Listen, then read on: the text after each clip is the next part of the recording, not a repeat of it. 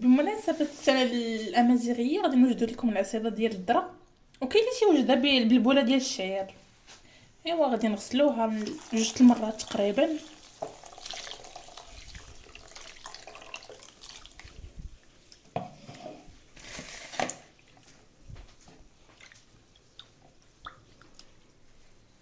غادي نصفيوها.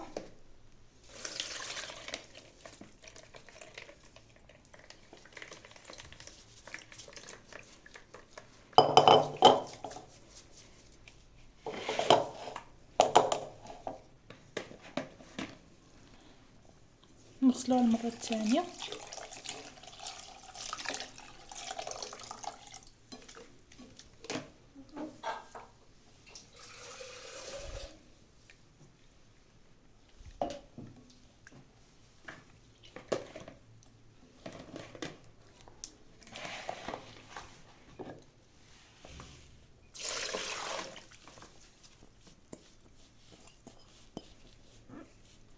من بعد ما غسلنا غادي نديروها في الماء سخون باش ترطاب بشويه. وكاين اللي تيوجد هاد العصيدات، وكاين اللي تيدير كسكسو الشعير وكسكسو القمح وكسكسو بافراس داك باللفت وداك الوريقات ديال اللفت. كل واحد كيفاش شنو تيدير. كاين اللي تيدير هذاك القمح المقطون سميتو حربل. زيدي واش تاني باقي عندكم؟ ايوا راه كل واحد اش كيحتاج باش شنو الفكير اللي تيدير فيه ساكن. كل واحد واش.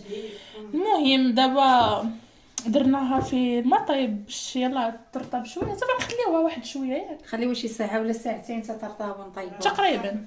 المهم نحسو بها.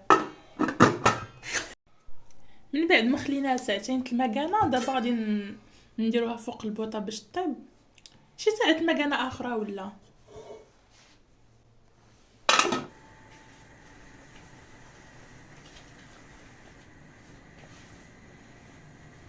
من بعد ما بدات طيب لينا العصيده ديالنا نزيدو شويه الملحه.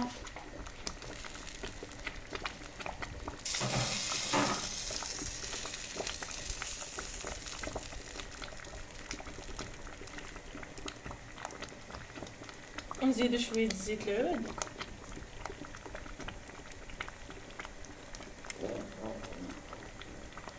ايوا صافي مره نبقاو نحركو فيها باش ما تلفتش لينا صافي توجد لينا. بعد ما طابت لينا العصيده ديالنا غادي نحطوها في القصريه.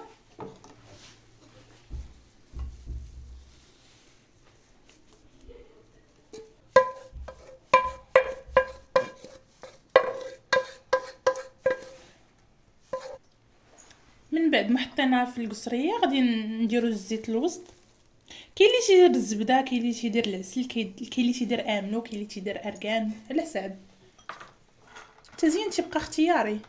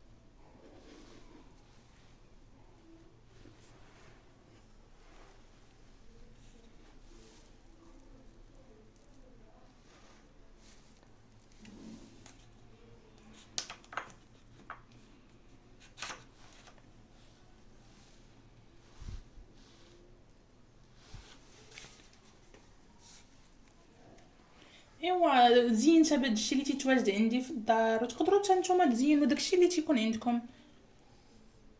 درنا هاد الرمز ديال الامازيغ.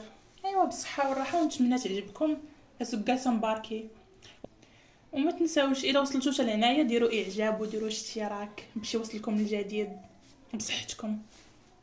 اسكاسا مباركي.